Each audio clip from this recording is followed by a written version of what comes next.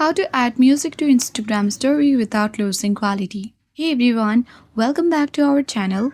This is Rose and I'll guide you to add music to Instagram story without losing quality. Without further ado, let's get started. Launch Instagram app. Tap profile icon at bottom right. Tap menu icon at top right. Scroll down and look for the option of cellular data use. Or if you do not find that option, select data uses and media quality.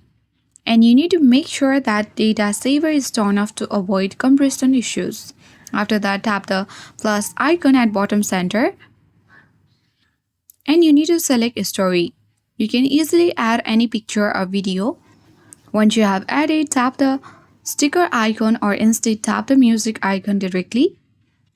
Now you can easily choose the music from For You, Training or Saved.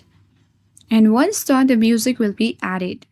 And after that, tap your story at bottom left corner and then you have successfully added music to Instagram story without losing quality. I hope this guide was helpful. If it was, then do like, share, comment and don't forget to subscribe. Thank you for watching and I'll see you in the next video.